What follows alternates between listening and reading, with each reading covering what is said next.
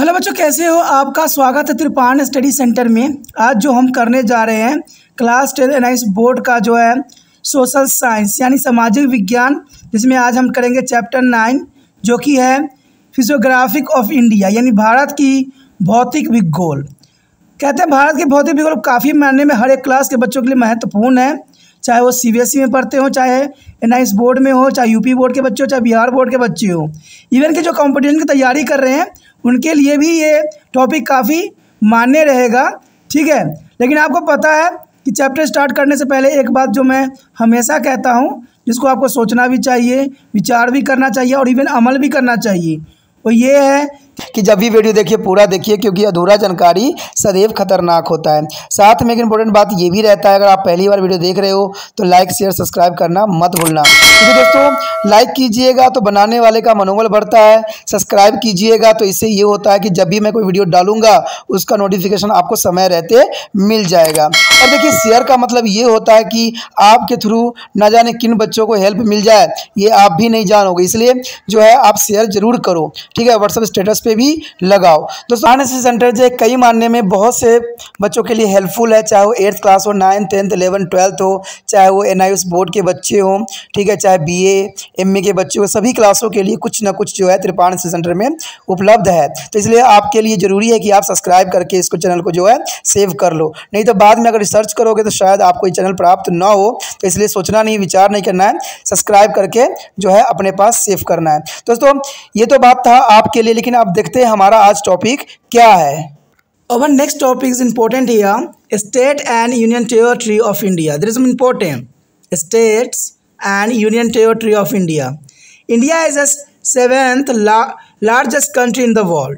India is the seventh largest country in the world. It has a land boundary of 15,200 kilometer and 6,100 kilometer long coastal line. India as a landmass is a cover 3.28 million square kilometer of area. This accounts for nearly 2.42% of the total geographically area of the world. That is important. The India is the seventh largest country in the world, and here 2.42% of the total geographical area in the world. For a good governance, India has been divided into 28 states and 7 union territories. There is a figure of change. 28 state, but is a 8 union territory. There are here Jammu and Kashmir, and there is a Ladakh. There is the most important here. On your screen, there is Indian political map. There is the most important Indian political map on your screen. There is the most important state here are 28 state and 8 unity trade. There is important here. This map clearly indicate that each state and union territory has its urban capital. It is interesting to be noted that New Delhi is the capital of India. Delhi is the capital of Union Territory Delhi. Can you identify any other capital like this? Yes, it is Chandigarh, which is the capital of 2 states, Haryana and Punjab, and also as a union territory. There is important Chandigarh is here, a capital of Haryana and Punjab, and also union territory. आगे जो हमारे समक्ष आया है भारत के राज्य और संघीय राज्य काफ़ी महत्वपूर्ण है। कहते हैं क्षेत्र के अनुसार भारत संसार का 7वां बड़ा देश है, जो कि काफ़ी महत्वपूर्ण बनाता है। यानी भारत जो है संसार का 7वां बड़ा देश है और इसकी जो है 15,200 किलोमीटर जो है स्थल सीमाएं और कहते हैं 6,100 किलोमीटर लंबी तट रेखा है। तो ये काफ़ी महत्वपूर्ण रहता है कि भारत जो है संसार का 7वां बड़ा देश है और इसको देखा जाए तो 15,200 किलोमीटर स्थल सीमा है और 6,100 जो है किलोमीटर लंबी तट रेखा है। भारत का कुल क्षेत्रफल जो है 32.8 लाख वर्ग किलोमीटर है और संसार के कुल भू क्षेत्र का लगभग 2.42% भारत का क्षेत्रफल है, जो ये काफ़ी महत्वपूर्ण है। अगर हम बात आया करें भारत का 28 राज्य और 7 संघ राज्य क्षेत्र में विभाजित किया गया है, तो ये आंकड़े समय समय पर चेंज हुए हैं। कभी जो है ये 29 राज्य हुए हैं तो कभी जो है 9 संघ राज्य हुए हैं, लेकिन अभी के जो प्रेजेंट टाइम में जो इसकी सही पोजीशन है तो यहाँ 28 राज्य हैं और 7 जो है संघ राज्य हैं, जो कि काफ़ी महत्वपूर्ण है। क्योंकि ये फिगर चेंज हुए हैं इसलिए यहाँ पर बहुत कन्फ्यूज़न है। पहले 28 राज्य और 7 संघीय प्रदेश थे, लेकिन अब जो प्रेजेंट टाइम में है 28 राज्य हैं और 8 संघीय राज्य हैं। तो आप समझ गए होंगे 28 राज्य अभी के समय है और 8 जो है संघीय राज्य हैं। यहाँ पर भारत के मैप देख के आप समझ गए होंगे भली भांति कि यहाँ पर जो है सभी राज्यों को दर्शाया गया है, जो कि काफ़ी महत्वपूर्ण है। तो यहाँ पर आप देख सकते हो, ठीक है, राजस्थान जो है क्षेत्रफल दृष्टि से सबसे बड़ा राज्य यहाँ नज़र आ रहा होगा। गोवा सबसे छोटा है यहाँ पर दिखता है, और भी राज्य यहाँ पर दिख रहे हैं और जो है संघीय प्रदेश भी दिख रहे हैं। तो ये काफ़ी महत्वपूर्ण ये मैप दर्शा रहा है, जो कि भारतीय राजनीतिक मैप है। इस मानचित्र में स्पष्ट रूप से बताया गया है कि प्रत्येक राज्य और संघ के क्षेत्र की अपनी राजधानी होती है। और यह नोट करना दिलचस्प होगा कि केवल भारत की राजधानी नई दिल्ली है और यह केंद्रीय शासित दिल्ली की भी राजधानी है। तो ये काफ़ी महत्वपूर्ण है कि दिल्ली जो है भारत की राजधानी है और केंद्र शासित दिल्ली की राजधानी भी नई दिल्ली है। और आप इस तरह किसी अन्य राज्य की पहचान कर सकते हो, जैसे कि चंडीगढ़ है। चंडीगढ़ की जो है 2 राज्य की राजधानी है, हरियाणा और पंजाब की राजधानी चंडीगढ़ है। और देखा जाए तो चंडीगढ़ जो है एक केंद्रीय शासित प्रदेश की भी है। तो ये काफ़ी महत्वपूर्ण बात यहाँ पर इसको बनाता है। The next topic is here physical division of India. There is a most important question and in this question asking for the Natasha, what is a terrain? The terrains in an area of land which usually has a particular types of physical feature. Fra, like a Mumbai, beach is a sandy and slogan is a hilly. Teacher say, right. Do you know? India is a country with a variety landform and topography. But Rajinder is asked here, what is the meaning of the topograph? The teacher asked here, topograph is mean there a feature of a place determined by the nature, or it is the descriptions of the various feature and landscape on the surface of earth. India has a topographical diversity. This includes of Great Himalaya, the Northern Plain and the Thar Desert, the coastal plain and the peninsular plateaus also. And this reason for the variation in the topographs could be a difference in their rock formation, and this is a land masses has been to form it a different geographical period. That is important. The number of processes such as the batherings, evasions and deposition has modified this feature of their present form. That is important. And what do you mean here? Weathering and evasions. The weathering here is the process of gradually destruction of the rock at or the near the earth as a surface through the physical, chemical and biological process and causing by the wind, water, climate change, etc. That is important. Weathering is important. The weathering is a physical, chemical and biological process here and causing by wind, water, climatic change. And erosion is here. Erosion is the process gradually transportations of weathered rock materials through their natural and agency like a wind, river, steam, glacier, etc. That is important. And weathering is a distinguished from to erosion as no transportations of the material is invisible. There case of weathering. India is a country of physical diversity, and there are a high mountain peak in some area while there are other. Like the flat plain is formed by rivers. One the basis of physical feature of India is divided into the following 6 divisions. There are 6 divisions is the most important on your map. Come and see the map. Here show the most important map, a Indian physical map. You know that there is the most important here. Above 1,200 the above there is a Himalaya region, Hindu Kush mountains. There are most important Shivalik range also here, and above the 600 to 1,200 there is a region here. Some part of India there is a show on the dark here, but light dark there is a 300 to 600 here a scale meter.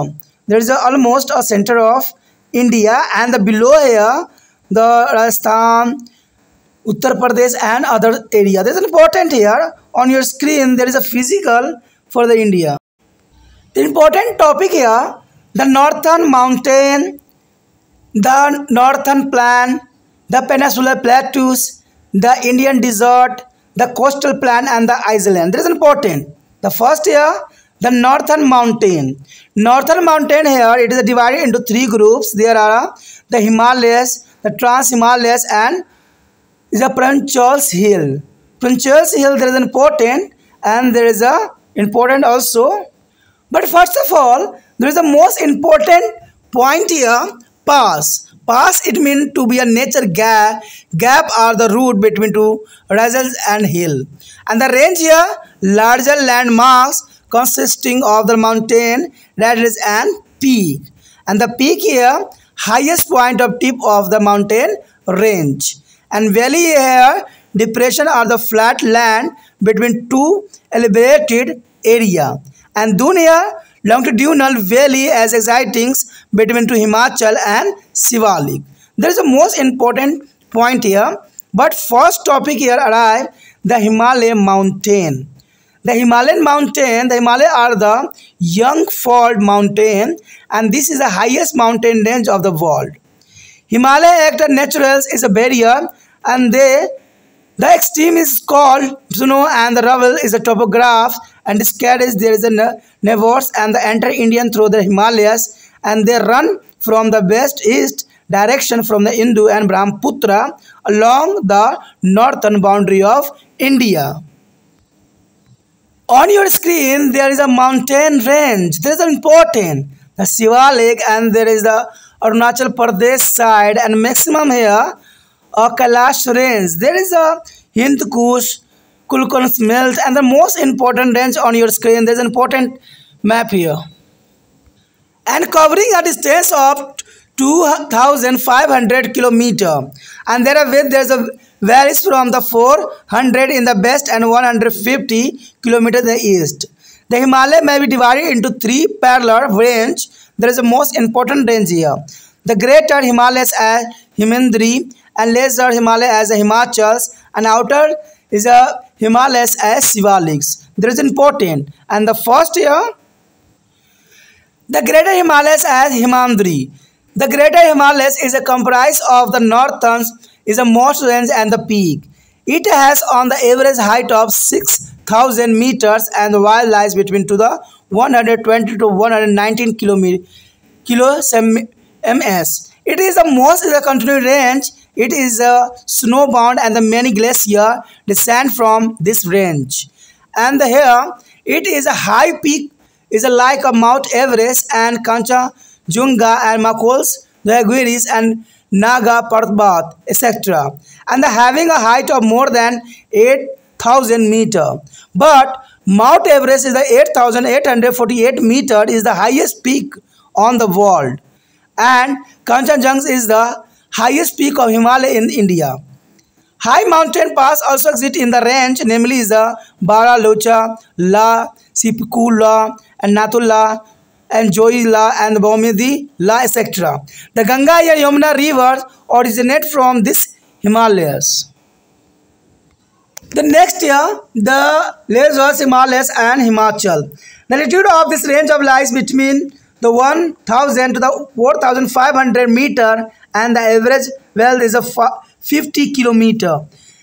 The prominent range in the area is a Pirs, Panjal and Dolsdar and Mahabharata ranges, and it is a compress of the many famous hill stations like Simla, Dalhousie, Darjeeling, Charakarata and the Mussoorie and Nainital, etc. It also is a comprise of the famous valley like Kashmir, Kullu, Kangra, etc. and then important. And next year, the outer Himalayas are Shivalik. It is the outermost range of the Himalayas. The altitude varies between to the 900 to 1,100 meter and the wall lies is between 10 to 50 kilometer. They have a low hills like a Jammu hills and etc. The valley lining between the Shivalik and Lesser is a Himalaya. Himachal is called Dun. Dun like a Dehradun and Kotal's Dun and Patal Dun. There is the most important Dun here. The next here that Trans-Himalaya range. It is a extent north of Great Himalaya and the parallel to it is called Jacara range. Northern and Jakhara range lies a Ladakh range. The Indo rivers flow between two Jakhara's and Ladakh's range. The Karakorams the range lies extremely northern of the country. And K2 is the second highest peak of the world. That's important. The provincial hill is comprised to the Misami Patakois Naga. Patakoi Naga is a Milor hills which are located in the eastern side. The Meghalaya is a plateau is also part of this hill, which is include the hill of Garo, Khasi and Jainta. That is important. The next year, the northern plan. Let us try to locate at the level of state lining of northern plan of India. Refer the 9.5 figure northern plan. A locality between the south of the Himalayas and north of the peninsular plateaus. It is formed by the deposition of the sediment about a three main river system, namely there is the Indo, the Ganga and Brahmaputra. From the Punjab is the west and Assam is the east, and this plain is about 2,400 kilometers long.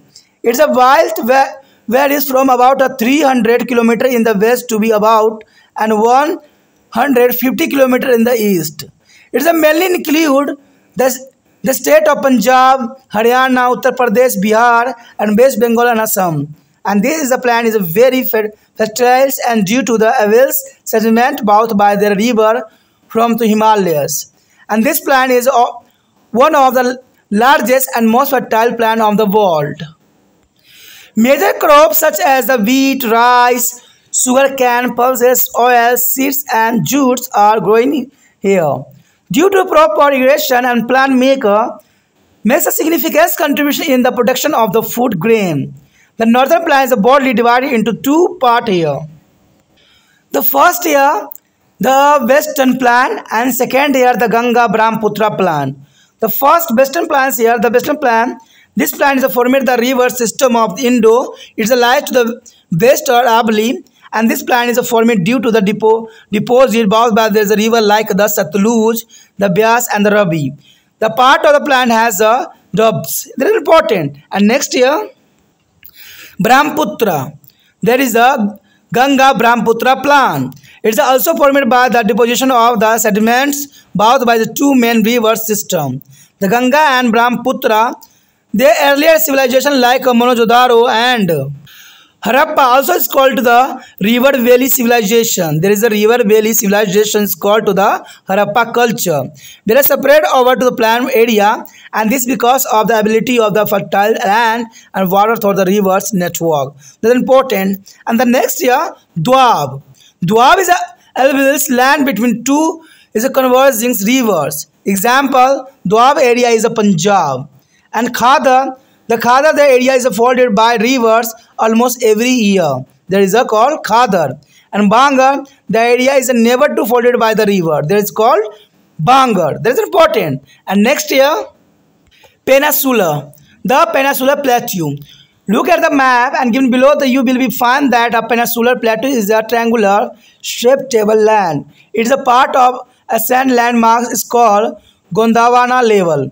Gondwana level it is covered area of nearly 5 lakh square kilometer. It is spread over to the state of Gujarat, Maharashtra, Bihar, Karnataka and Andhra Pradesh. On your screen there is a most important map here.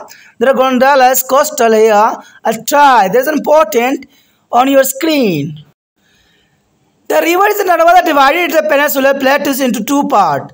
The central highland and the Deccan plateaus. This is important. There is the river Narmada divided the peninsular plateaus into two parts. The first here, the central highland. The similarly, the Narmada river and the northern plain arrivals in the important mountain which extend from Gujarat through the Rajasthan to Delhi. The highest peak of the Aravalli hill is a Guru Shikhar is a 1,722 meter and near is a Mount Abu. The Alava is a plateau is a Chota Nagpur. Plateaus are part of the center highland. And river Betab and Chambals as a can there are important river of Malwa plateau which is the Mahados, Kamu, Moor and Kal are the important hills of the Chota Nagpur Plateau. The valley of Narmada is a lies between to the Vidyas and the Satpura, which is the flows east and the west and joins the Arabian Sea. And the next year, the Deccan Plateau. The Deccan Plateau is separated by a fault of fractures. The fractures as a rock along with the rock have been to the relatively place. From a Chota Nagpur Plateau, the black soil area is the Deccan Plateau is known as the Deccan Trap. It is formed due to the volcanic eruptions, and this soil is good for the cotton and sugarcane cultivation. And this soil is good for the cotton and sugarcane cultivation. The Deccan Plateau is broadly divided into the two parts. Deccan Plateau is divided here two parts, the West Ghat and the Eastern Ghat. Let's study there is the Western Ghat here. The Western Ghat, if you look at a map, we will see there the Western Ghat is lies in the best areas of the Deccan Plateau. It is a run parallel to be a best coast for about 1,600 kilometers. The average elevation of the Western Ghat is 1,000 meters. The famous peak in this area in the Dwarfs Bethal and the Amadoulas and the Marguerite.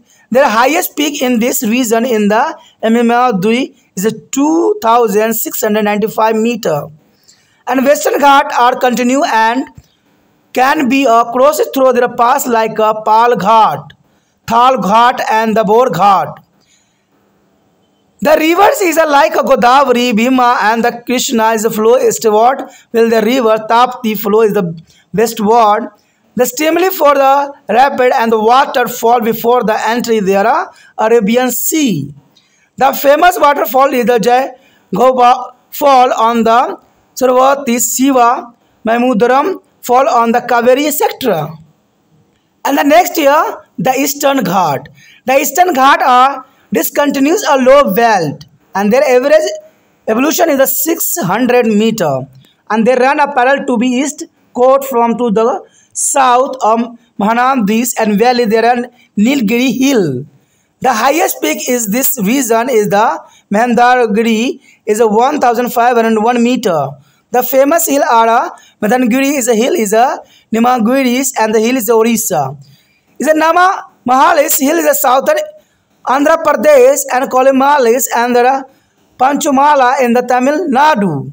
And their areas drain to the Mahandri and Godavari, Krishna and Kaveri river system.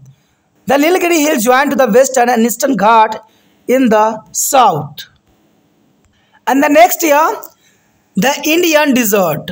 The Indian Desert lies to about to the western meridian of Aravalli Hill. It is also called to the Thar Desert. There is called Thar Desert. It is the 9th largest desert in the world. 9th largest desert in the world. It is the most important question here. It is spread over to the state of Gujarat and Rajasthan. And this region has a semi-arid and dry weather condition. It receives less than 150 mm of the rainfall per year.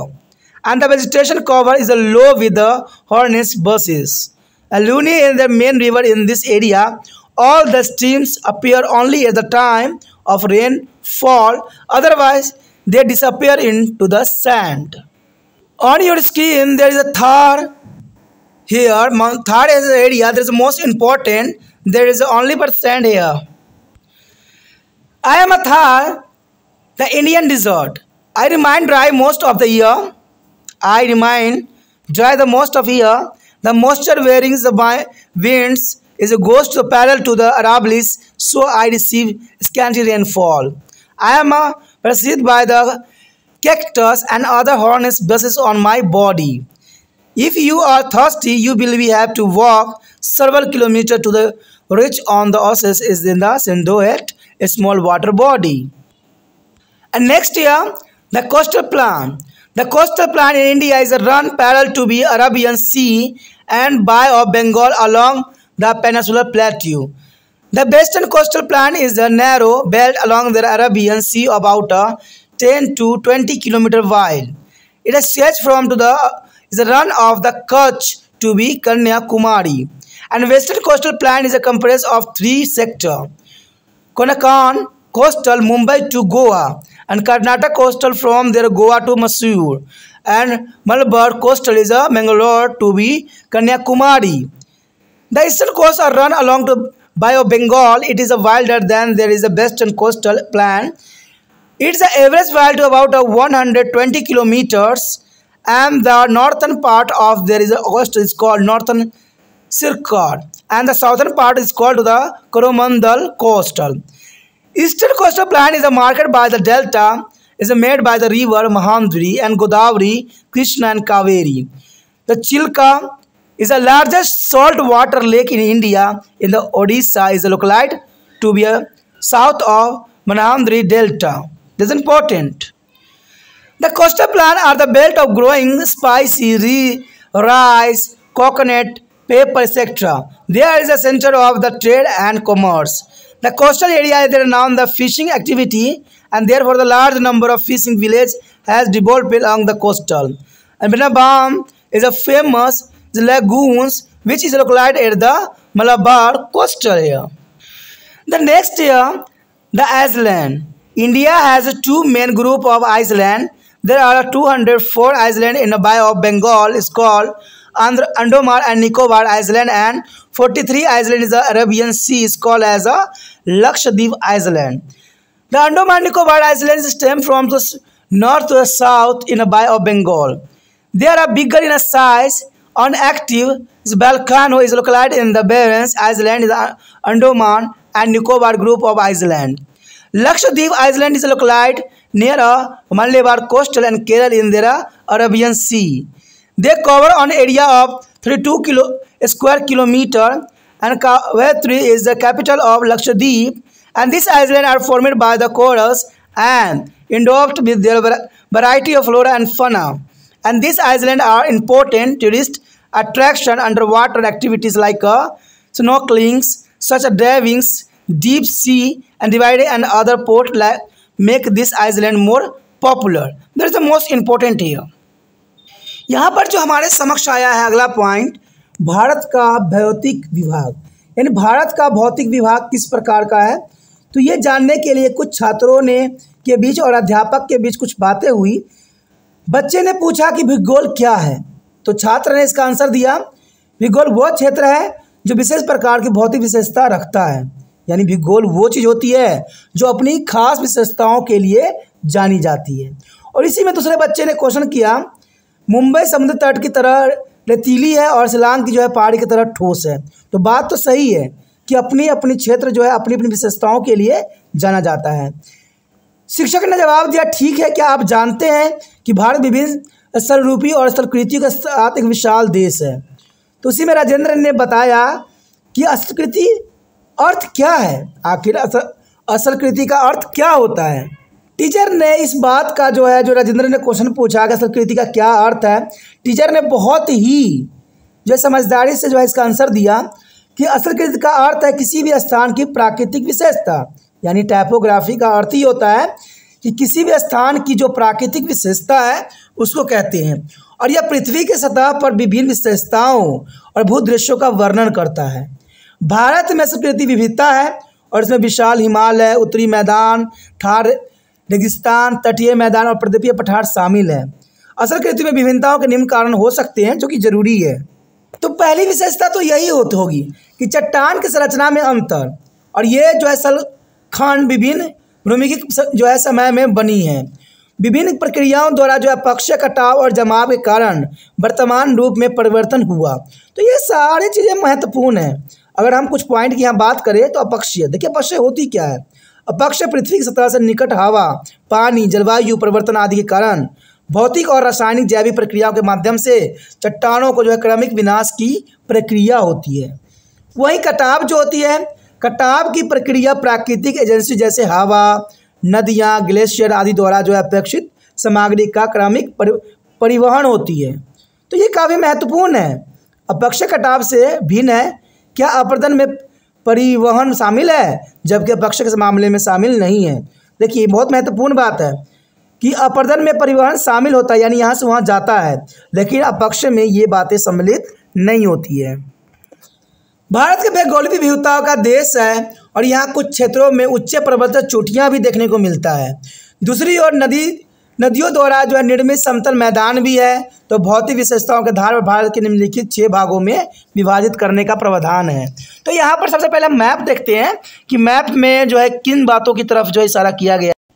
इस map में आप भली भांति समझ सकते हो कि यहाँ पर जो है भारत के भौतिक रूप को दिखाया गया है।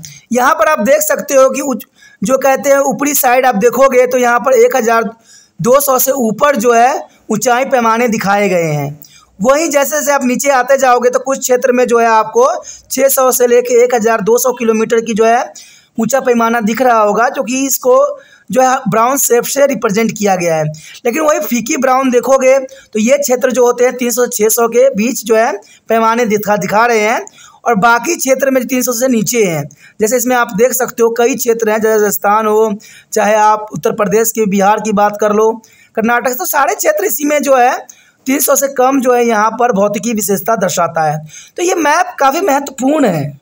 अब इसको जो है 6 भागों में यहाँ पर विभाजित किया गया है। तो इसमें उत्तरी पर्वत हो गया, उत्तरी मैदान, प्रायद्वीपीय पठार, भारतीय रेगिस्तान, तटीय मैदान और द्वीप समूह। तो भारत की सारी विशेषताएं हैं। अगर हम बात करें उत्तरी पर्वत की तो उत्तर पर्वत को जो है 3 भागों में विभाजित किया गया है।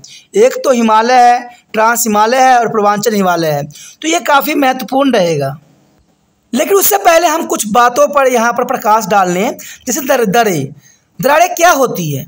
यह 2 पहाड़ियों के बीच का रास्ता या प्राकृतिक रूप खाली निम्न स्थान होता है, उसे हम दरारें कहते हैं।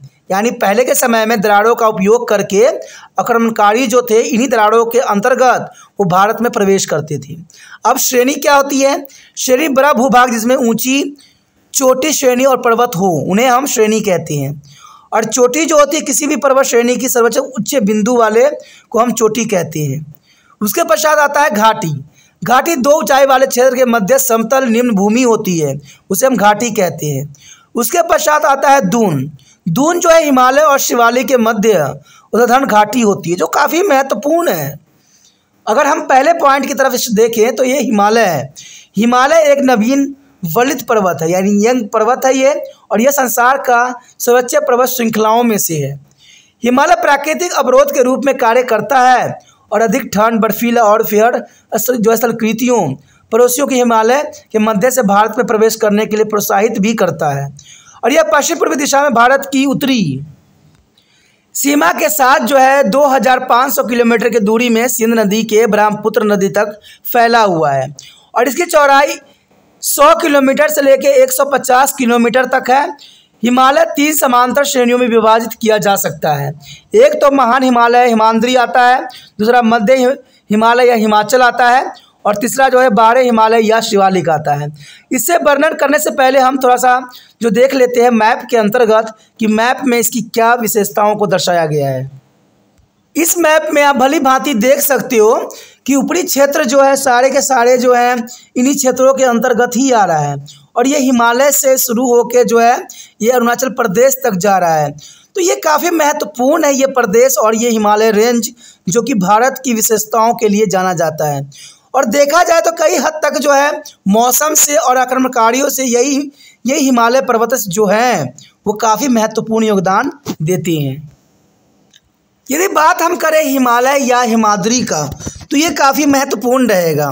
महान हिमालय में उत्तरी पर्वतमाला और चोटियां शामिल हैं। समझ गए आप कि महान हिमालय में उत्तरी पर्वतमाला और जो है चोटियां शामिल है और इसकी औसत ऊंचाई 6000 किलोमीटर और चौड़ाई जो है 120 किलोमीटर और 190 मीटर के बीच में है और यह सबसे अधिकतम निरंतर श्रेणी है और यह वर्षाक्षित और उसके नीचे कई ग्लेशियर भी है। यहाँ ऊंची चोटी है जैसे माउंट एवरेस्ट, जो कंचनजंगा, मकाउलू, धौलागिरी, नागा पर्वत आदि जो कि काफ़ी महत्वपूर्ण है, जो 8000 मीटर से भी अधिक ऊंचे हैं। विश्व की सबसे ऊंची चोटी माउंट एवरेस्ट जो कि 8848 मीटर नेपाल में है। भारत में जो कंचनजंगा चोटी सबसे ऊंची चोटी मानी जाती है और जो है उच्च पर्वत द्रारो जैसे बारा, लाचा ला, सिपकी ला, नाथू ला जो है वो मिडिला आदि भी हैं जो कि काफ़ी महत्वपूर्ण हैं। और हिमालय से गंगा और यमुना नदी भी निकलती है जो कि काफ़ी महत्वपूर्ण है। उसके पश्चात है मध्य हिमालय या हिमाचल। मध्य हिमालय या हिमाचल, इस चोटी की ऊंचाई जो है 1000 और 450 मीटर के बीच में है और यह चौड़ाई 50 किलोमीटर है। इसमें प्रमुख श्रेणी पीर, पंजाल, धौलाधर और जो है महाभारत है। यहाँ पर कई प्रसिद्ध हिल स्टेशन है जैसे शिमला, डलहौजी, दार्जिलिंग, चकराता, मसूरी और नैनीताल। तो समझ सकते हो कि सारे के सारे जो है हिल स्टेशन इन्हीं क्षेत्रों में हैं। इनमें कश्मीर, कुल्लू, कांगड़ा आदि प्रसिद्ध घाटियाँ भी शामिल है मध्य हिमालय और हिमाचल के अंतर्गत। उसके बाद बाहरी हिमालय या शिवालिक की बात करें तो ये हिमालय की सबसे बाहरी पर्वत श्रेणी है और इसकी ऊंचाई 900 से लेकर 1100 मीटर और चौड़ाई जो है 10 से लेकर 50 किलोमीटर के बीच में स्थित है। और यह कम ऊंचाई की पहाड़ियों जैसे जम्मू हिल्स, मसीली हिल्स आदि, शिवालिक पहाड़ी और मध्य हिमालय के बीच में स्थित कई घाटियां हैं जिसे दून कहा जाता है। यानी शिवालिक पहाड़ियों के मध्य जो चोटियां स्थित होती है उसे दून कहते हैं, जैसे देहरादून, कोटली दून, पाटली दून। तो ये सारे दून के नाम से जाने जाते हैं और ये सब बाहरी हिमालय और शिवालिक के अंतर्गत आते हैं। उसके पश्चात हमारे समक्ष आता है ट्रांस हिमालय यानी हिमालय के उपसव पहाड़। यह महान हिमालय के उत्तर में समांतर फैला हुआ है जिसे जस्कर पर्वत भी कहते हैं। जस्कर पर्वत के जो है उत्तर में लद्दाख श्रेणी स्थित है और जस्कर और लद्दाख श्रेणी के बीच से होकर सिंधु नदी बहती है। काराकोरम जो है श्रेणी देश के सबसे उत्तर स्थित है। काराकोरम जो है उत्तर में स्थित है और K2 संसार की दूसरी सबसे ऊंची चोटी है। पहली जो है माउंट एवरेस्ट है और दूसरी जो है K2 जो संसार में सबसे ऊंची चोटी का दर्जा हासिल किया हुआ है। अगर हम बात करें पूर्वी पहाड़ियों की यानी पूर्वांचल पहाड़ियों की तो इसमें मिसामी, नागा और मिजो पहाड़ी है जो पूर्व की ओर स्थित है। मेघालय पठार को गारो, खासी और जैंतिया पहाड़ी भी इसमें सम्मिलित है। किसमें? पूर्वांचल पहाड़ियों में। उसके पश्चात हमारे समक्ष आता है उत्तरी मैदान। कहते हैं भारत के उत्तरी मैदान में स्थित राज्यों के नाम लिखने की कोशिश करते हैं। उत्तरी मैदान हिमालय के दक्षिण और प्रदेश पठार के उत्तर के बीच में स्थित है। यह सिंधु, गंगा और ब्रह्मपुत्र और 3 मुख्य नदियों द्वारा जमा किए गए अवसादों से बना है। पश्चिम में पंजाब से पूर्व में असम तक इस मैदान की लंबाई लगभग 2400 किलोमीटर है और इसकी चौड़ाई पूर्व में 150 किलोमीटर और पश्चिम में लगभग 300 किलोमीटर के आसपास स्थित है। और यह मैदान दुनिया के सबसे बड़े और सबसे उपजाऊ मैदान में से एक है। कहते हैं प्रमुख फसलें जैसे गेहूं, चावल, गन्ना, दालें और तिलहन और जूट यहाँ पर ही उगाया जाता है। यानी उत्तरी मैदान कृषि के लिए एक आदर्श भूमि जो है बनाती है। इसमें ऊंची सिंचाई के कारण मैदान अनाज उत्पादन महत्वपूर्ण योगदान देता है। और देखा जाए तो उत्तरी मैदान को जो है 2 भागों में विभाजित किया गया है। देखते हैं कौन कौन से 2 भाग हैं। इसको जो है पहले पश्चिमी मैदान के रूप में देखा जाता है और दूसरा जो है इसको गंगा ब्रह्मपुत्र मैदान के रूप में विभाजित किया गया है। अगर हम बात करते हैं पश्चिमी मैदान की तो यह मैदान सिंधु नदी और उसकी सहायक नदियों के द्वारा बनाया हुआ है और यह अरावली के पश्चिम में स्थित है।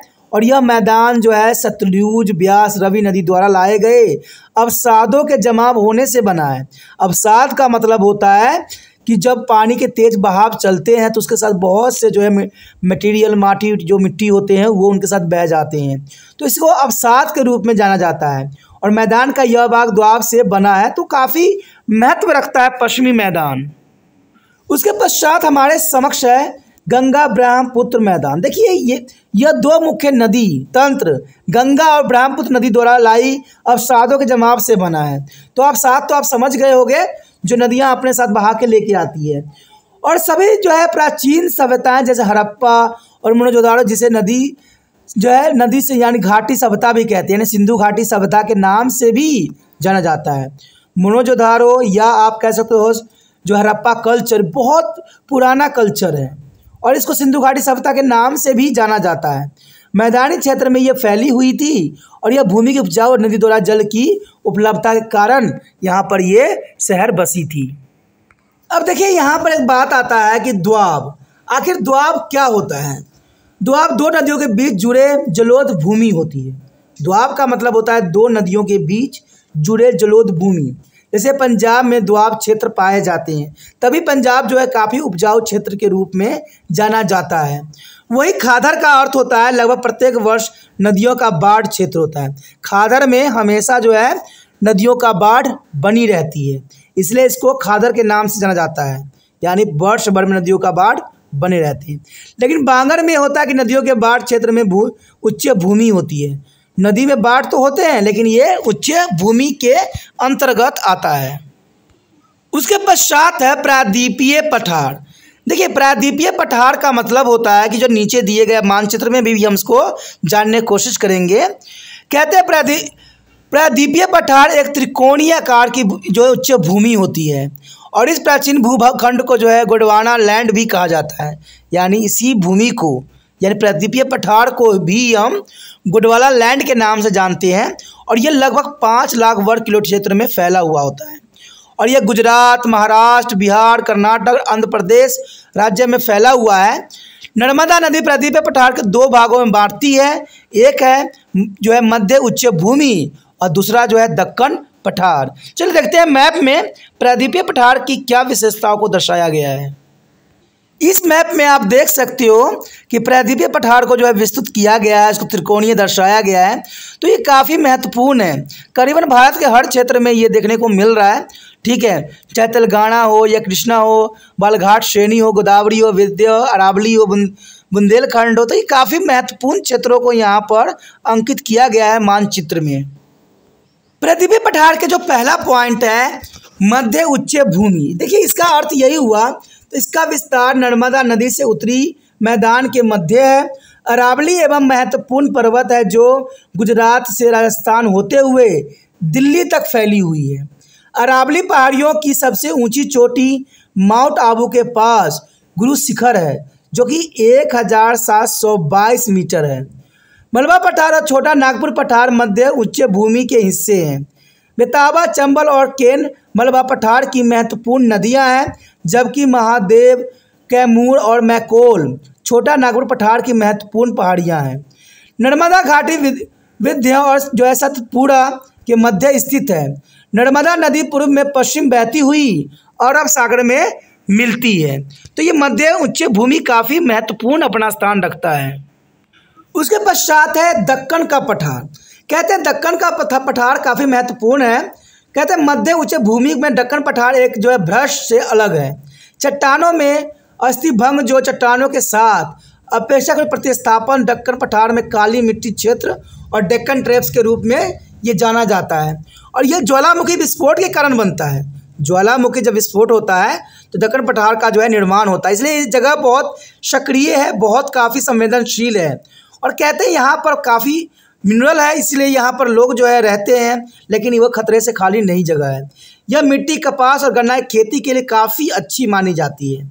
और मोटे तौर पर ये दक्कन पठार में 2 भागों में इसको विभाजित किया गया है।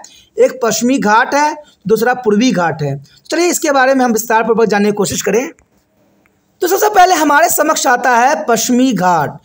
यदि आप मानचित्र को देखते हैं तो पश्चिमी घाट या सांद्रित दक्कन पठार के पश्चिम किनारे पर स्थित है, और यह पश्चिम तट के समांतर लगभग 1600 किलोमीटर लंबा है। 1600 किलोमीटर ये लंबा है। और पश्चिमी घाट की औसत ऊंचाई 1000 मीटर है। और इस क्षेत्र में प्रसिद्ध चोटियाँ जो है दोदावेहा, अनामुदी और माकुरिती आदि है। और इस क्षेत्र में सबसे ऊंची चोटी जो कि 2695 मीटर है, नयामुदी है। पश्चिमी घाट निरंतर है और जो है पाल घाट, थाल घाट और भोर घाट दरारों के मध्य से पार किया जा सकता है। गोदावरी, भीमा और कृष्णा नदी का प्रभाव पूर्व की ओर है, जबकि ताप्ती नदी पश्चिम की ओर बहती है। तो ये काफ़ी महत्वपूर्ण है। यह नदी अरब सागर में प्रवेश करने से पहले जल प्रांत और जो है प्रशिका बनाती है, यानी शिक्षप्रिका बनाती है। और प्रसिद्ध जल प्रांत शरावती नदी पर जोग प्रताप की कावेरी पर जो है शिव समुद्रम है, जो कि अभी महत्वपूर्ण है। उसके पश्चात है पूर्वी घाट। पूर्वी घाट का विस्तार लगातार नहीं है और इनकी औसत ऊंचाई 600 मीटर है और यह महानदी घाटी के दक्षिण से पूर्वी तट नट के साथ नीलगिरी पहाड़ी तक स्थित है। और इस क्षेत्र में सबसे ऊंची चोटी महेंद्रगिरी जो कि 1501 मीटर है। कहते हैं प्रसिद्ध पहाड़ियाँ उड़ीसा के हेमंतगिरी, निमावंगिरी और दक्षिण आंध्र प्रदेश में नलामालाई और तमिलनाडु में कोलिमलाई और पांची मलाई है। यह महानदी गोदावरी, कृष्णा, कावेरी नदी तंत्रों के द्वारा अववाहित है। दक्षिण में नीलगिरी पहाड़ियाँ पश्चिम और पूर्वी घाट को जोड़ती है, तो ये काफ़ी महत्वपूर्ण है। उसके पश्चात आता है हमारे समक्ष भारतीय रेगिस्तान। भारतीय रेगिस्तान अरावली पहाड़ियों के पश्चिमी किनारे की ओर स्थित है। इसे थार मरुस्थल भी कहा जाता है और यह संसार में 9वें सबसे बड़ा रेगिस्तान है। देखिए, थार मरुस्थल का पूरे विश्व में 9वां स्थान है। तो ये कई बार जो है कॉम्पिटिटिव एग्जाम के अंतर्गत पूछे जाते हैं कि थार मरुस्थल विश्व में कितने स्थान नंबर पे आता है, तो आपको ये दिमाग में होना चाहिए 9वें सबसे बड़ा रेगिस्तान है। और यह गुजरात और राजस्थान राज्य में फैला हुआ है, यानी गुजरात में भी है तो राजस्थान क्षेत्र भी इसके अंतर्गत आता है। यहाँ अर्धशुष्क मौसम की स्थिति है और यह प्रति वर्ष जो है 150 मिमी से भी कम वर्षा प्राप्त करती है। और यहाँ कांटेदार झाड़ियाँ वनस्पति के रूप में पाई जाती है। लूनी इन क्षेत्र में मुख्य नदी है, यानी इस क्षेत्र में लूनी ही मुख्य नदी है। ये भी क्वेश्चन कई बार पूछा जा सकता है कि रेगिस्तान में जो है, भारत के रेगिस्तान में कौन सी नदी पाई जाती है, तो आप याद रखना लूनी नदी पाई जाती है। और सभी धाराएं वर्षा के समय में ही दिखाई देती है, अन्यथा ये रेत में गायब हो जाती है। जनरल सी बात है, यहाँ पर जो है पानी का अभाव है, तो ये नदियों का जो है सुचारू रूप से बहना सुनिश्चित नहीं करता है।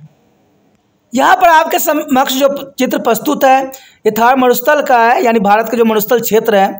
आप देख सकते हो यहाँ पर दो ही यहाँ पर जानवरों को जो रिप्रेजेंट किया गया है, यानी इसे जो है इस क्षेत्र का जहाज कहा जाता है। कारण यही होता है कि ऊँट का जो पैर होता है गद्दार होता है और रेत पर चलने के लिए आसान होता है, इसलिए ऊँट को जो है रेगिस्तान का जहाज भी कहा जाता है। और चित्र में भी राजस्थान के साथ साथ जो है आपको ऊँट को दर्शाया गया है, इन्हीं कारणों की तरफ जो है इशारा कर रहा है। यदि बात करें यहाँ पर भारतीय थार मरुस्थल के बारे में, तो कहते हैं यहाँ साल भर सबसे शुष्क रहता है।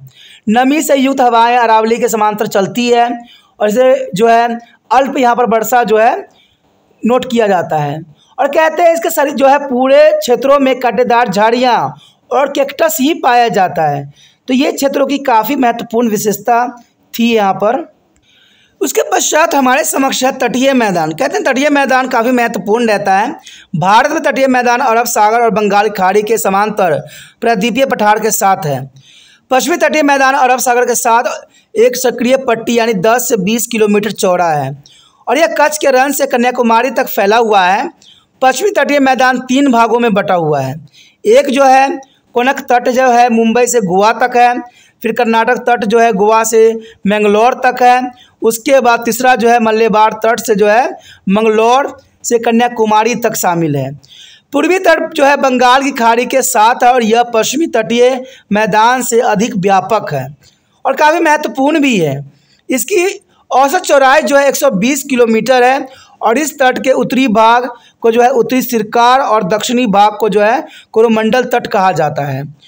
पूर्वी तटीय मैदान महानदी गोदावरी, कृष्णा और कावेरी नदियों के द्वारा बनाई गई डेल्टा चिन्हित है और चिल्का भारत में सबसे बड़ी खारे पानी का झील है। देखिए काफ़ी महत्वपूर्ण बात है ये कि भारत में सबसे खारे पानी का झील किसे माना जाता है, तो चिल्का को माना जाता है और कई बार ये यूपीएससी एग्जाम में भी क्वेश्चन पूछा गया है।